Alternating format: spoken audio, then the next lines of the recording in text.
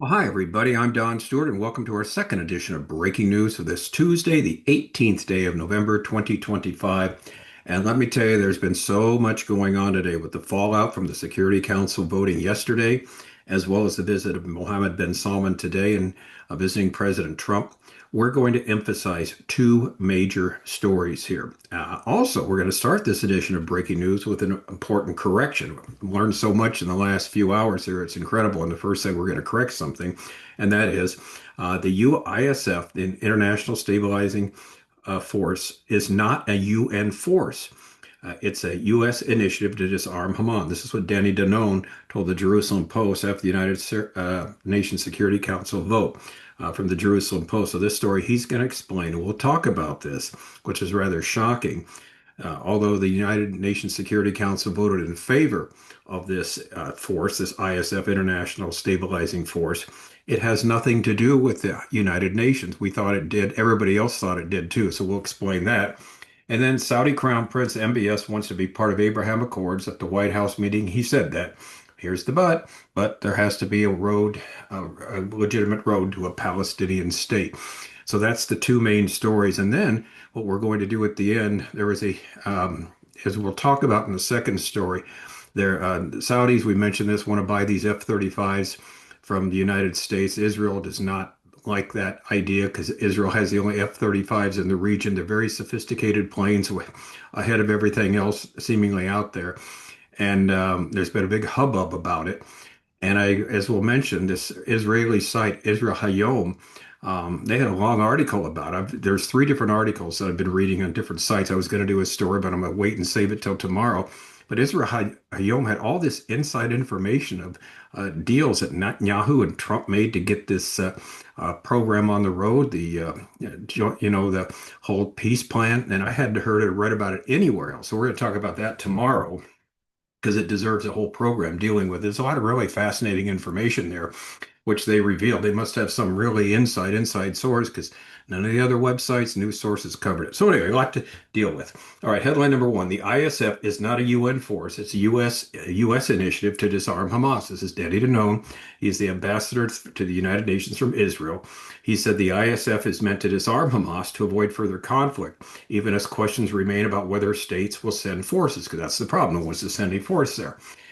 He stressed that Israel views the ISF, the International Stabilization Force, it's not as a UN force and not as a shift in Israel's security doctrine. See, that's what we're worried about, but as an opportunity to advance the long-term objective of demilitarizing Gaza and dismantling Hamas's military capability. He said this in an interview with the Jerusalem Post today. He spoke to the Post, yesterday, hours after the Monday evening United Nations Security Council approved the U.S.-led resolution to deploy the International Stabilizing Force with 13 votes in favor, none against, and two abstentions. About a month ago, he said, we all welcome the ceasefire agreement that enabled the release of the hostages. He commented that the language in the resolution is the same as in Trump's Gaza deal and that there were no surprises.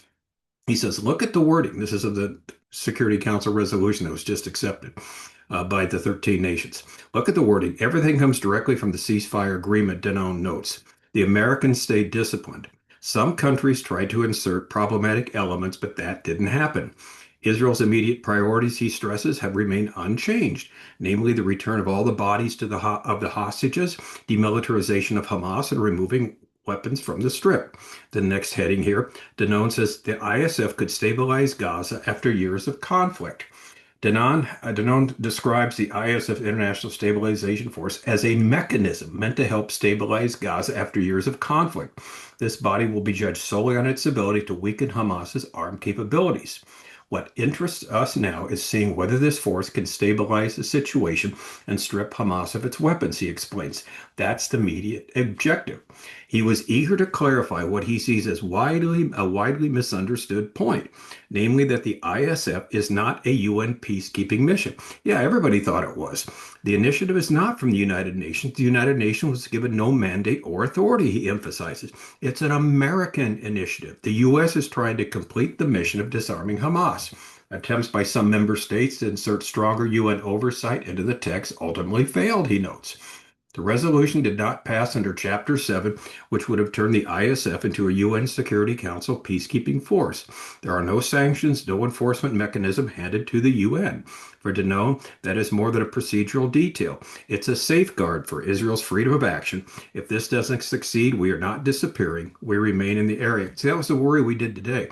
When we explained what was going on, we were afraid because of every news story said, this turned over the UN, Israel's given away their sovereignty here. This is terrible. Well, we find out now they're not, but this was never explained before. All right.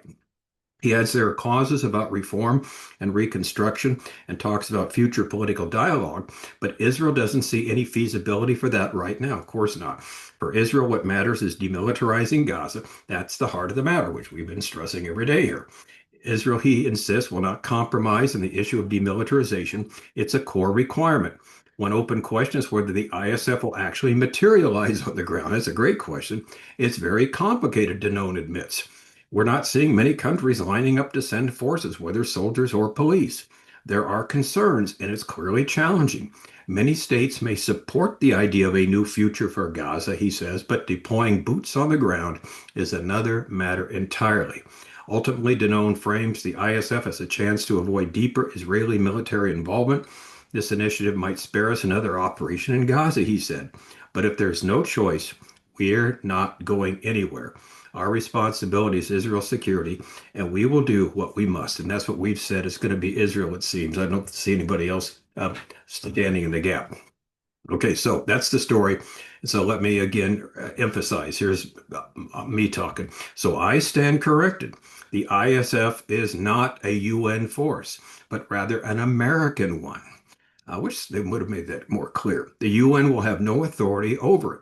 That's good news. However, they face the same problems. Hamas has said they won't disarm, so somebody has to do it. Again, we stress Israel seems to be the only country that would do this if it comes to this and look for criticism across the board against them. Yet it is something that must be done. Now, one question immediately arises, and here's one I thought right away. Wait a minute. If the UN isn't personally involved in this mission, the ISF mission, International Stabilizing Force mission, then why go to the Security Council to get the okay? I actually posted that question on the Jerusalem Post website under comments of the story, and a lot of people gave me a thumbs up because they didn't understand it either. But someone gave the right answer. He said international credibility, and that makes sense. In other words, what Trump's trying to do and what Israel would like to see is, and the Arab countries too that went along with this, they want international credibility on this. In other words, they're going to go forward with it. They've got not only the 8 Arab countries that signed on, but now you got the 15 members, 13 of the 15 of the Security Council. So it's got a lot of credibility behind it, at least to try to make it happen to go forward. So that makes sense. But anyway, again, I learned that. I can't believe it. Didn't understand that, but nobody else seemed to understand it either. All right, headline number 2. Saudi Crown Prince MBS wants to be part of the Abraham Accords at the White House meeting. That's what he says. The Saudi Crown Prince Mohammed bin Salman MBS arrived at the White House with U.S. military jets flying over as part of the reception. He said he wants his country to be part of the Abraham Accords, but also make sure to secure a path to a two-state solution. During his meeting with U.S. President Donald Trump at the White House on Tuesday, Trump addressed the Saudi-Israeli normalization, saying he spoke with the Crown Prince about the Abraham Accords and that he received a positive response. In fact, I don't think it's from this story, but another story said he said, yes, we will be part of the Abraham Accords, but not now. Evidently, they have to wait for certain things still to take place. U.S. President, now here's the real interesting issue, that he said the U.S. would sell F-35 stealth fighter jets to Saudi Arabia in a similar arrangement it has with Israel. As far as I'm concerned, I think they're both at a level where they should get the top of the line F-35s, Trump declared, referring to Saudi Arabia and Israel's great allies. Now, what we're going to see in the story we're doing first thing tomorrow, and you want to read it, it's from Israel Hayom. We're going to give you the name of it at the end of the listed on the summary of this. Israel Hayom has said no, they're not going to get the exact same F-35s because there's technical advances that the Israeli ones have that they don't want anybody else to have. So they will produce them without it, almost like, you got a grade A level, the gold standard. This will be kind of like the silver standard, and they won't be ready for 5 years anyways. I think it's Lockheed that's doing. But anyway, he's going to sell these stealth fighter jets to Saudis.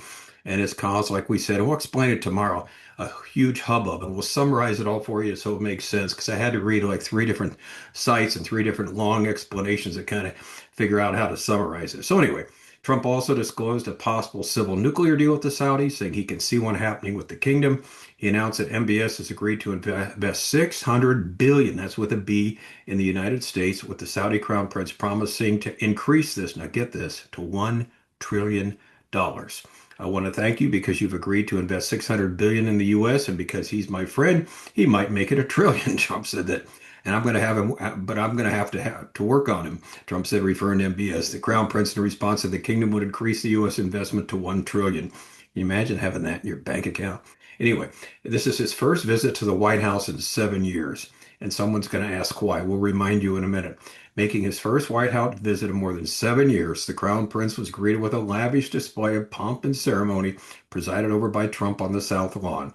Talks between the two leaders are expected to advance security ties, civil nuclear cooperation, and multi-billion-dollar business deals with the kingdom, but there will likely be no major breakthrough on Saudi Arabia normalizing ties with Israel, and there wasn't, despite pressure from Trump to make such a landmark move. The meeting underscores a key relationship between the world's biggest economy and the top oil exporter that Trump has made it a high priority in his second term as the international uproar around the killing of Khashoggi, a Saudi insider turned critic, has gradually faded. Now, if you don't remember the story, this happened like, what, 6 years ago. U.S. intelligence concluded that Mohammed bin Salman approved the capture or the killing of Khashoggi at the Saudi consulate in Istanbul. They did it in Turkey, of all places. In other words, a foreign country, and they knocked off this person he was also a reporter for the Washington Post at the same time. The Crown Prince denied ordering the operation, but acknowledged responsibility as the kingdom's de facto ruler. The warm welcome for MBS in Washington is the latest sign that relations have recovered from the deep strain caused by Khashoggi's murder. And that was a real difficult time, believe me, between Saudi Arabia and the United States because of that.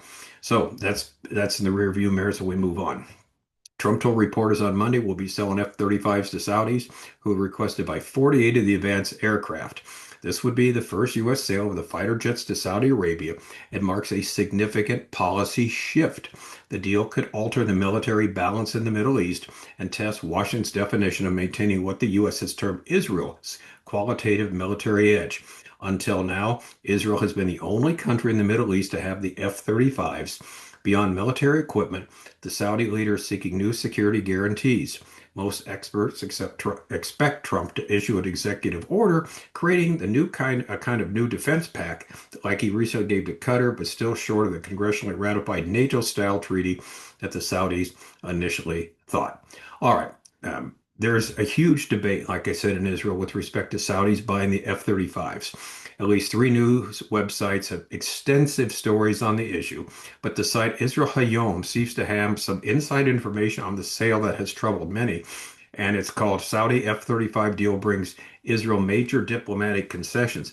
And in this story, all this seemingly top secret information about what went back and forth between Israel and the United States and come together with the Trump peace plan, the trade-offs that were there. It's a fascinating story, and you should read it. It's on the site Israel Hayom. And the title of the article is Saudi F-35 Deal Brings Israel Major Diplomatic Concessions. We'll be talking about it first thing tomorrow. I'll summarize that one and the two other ones that were, they kind of, how can we say it? They're just incredulous that U.S. would sell F-35s to the Saudis because that will stop Israel from having the major, military overseeing in the whole Gulf, Middle Eastern area. And they don't want that to happen. They want Israel to be far out ahead of everybody else. So Israel has been very upset by this. And this Israel Hayom story kind of clears there, but we'll deal with that tomorrow. All right. And it's going to, like I said, a long and involved story with so many different nuances on the plan revealed in this article. All right, so much going on. There's never a dull moment. And so we'll see what happens next. Again, things have stayed the same in the sense that no matter it's the ISF, the International Stabilization Force, that the U.S. is behind 100%, it's the U.S. stabilization, they're running it, or whether Israel's running it, somebody's going to have to disarm Hamas. And that's the big problem in the future. We'll see how that takes place. I'm Don Stewart. Thank you so much for watching. Until next time, as always, may the Lord richly bless you.